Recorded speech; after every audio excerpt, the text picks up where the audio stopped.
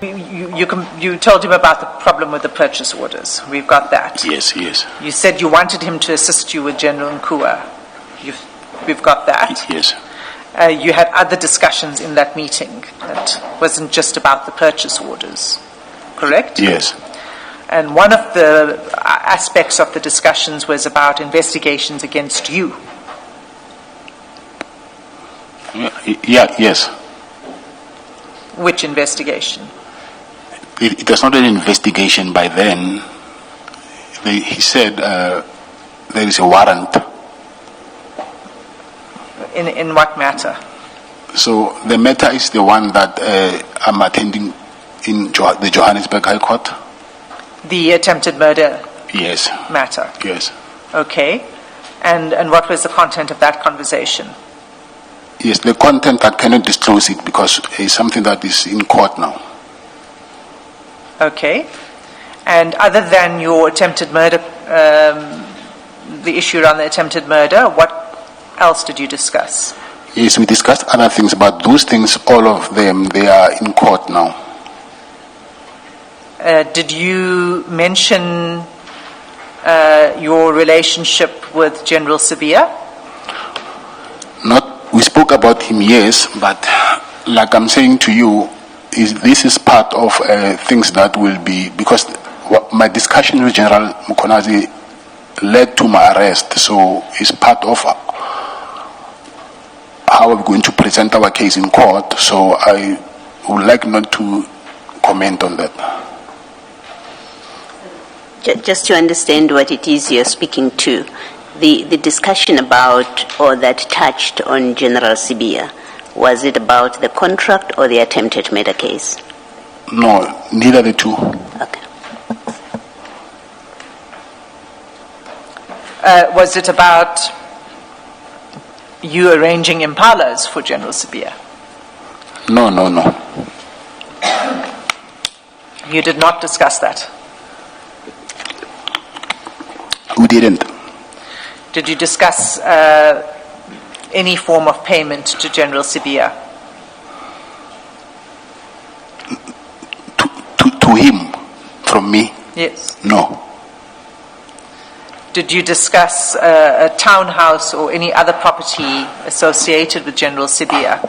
I will say, Advocate Asim, yes, with these issues that we discussed about General Sibiya, but I do not want to discuss that because it's part of my presentation of my case in court. So I just please not want to disclose it prematurely, please. No, that's, I understand.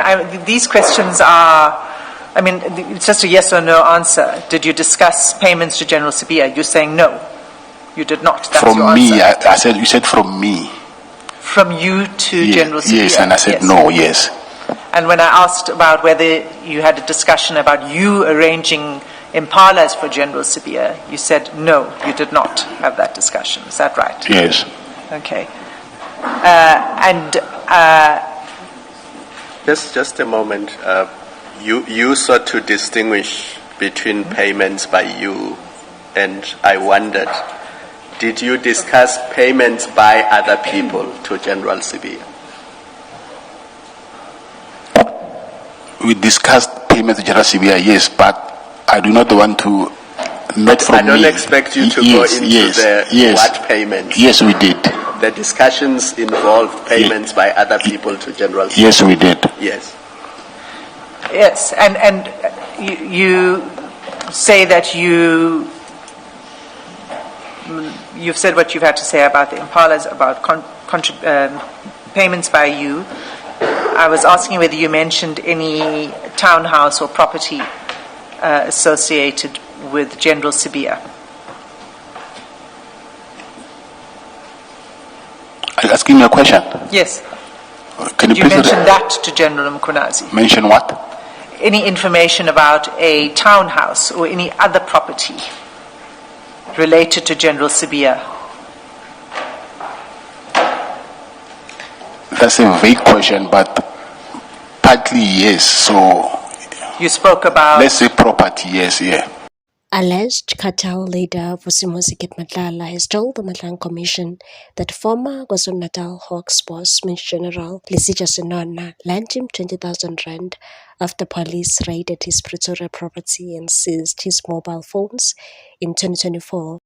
The revelation has provided further insight into the close relationship between Matlala and the former senior police officer, whom the businessman described him as an older brother. Matlala said he first met Sinona at the general's wedding in Soshanguve in 2019. Their relationship, however, grew closer 2 years later when they crossed paths at a funeral linked to the late taxi boss Jotham King Mswazi Msibi. It was at the 2021 funeral Matlala told the commission that he learned Sinona was a general. Their relationship later extended beyond social interactions and into financial assistance. Matlala said that following the 2024 police raid on his Pretoria property, he met Sinona and asked him to establish what had happened. The seizure of his phones, he explained, had disrupted his ability to conduct financial transactions, leaving him in need of cash, and said, I even borrowed money from him. Yes, I remember that day he gave me 20,000 rand. The payment he has made is another detail in the Commission's examination of Matlala's relationship with Sinona, who resigned from the Hawks in June. Matlala's testimony has increasingly highlighted the personal ties and financial exchanges that characterized his relationship with the former police boss, placing their association under renewed scrutiny before the Commission. Vusimuzi Matlala has also denied any improper corruption dealings with former KZN Hawks Lisija Sinona, describing the relationship as brotherly. During his testimony at the Matlang Commission, Matlala said he regularly met with Sinona for advice, but only did one business venture with him, which is the subject of a criminal investigation. When evidence leader Adila Hasim questioned Matlala about his relationship with Sinona, he said they met at Sinona's wedding in 2018 and said, not friends, but he's my older brother.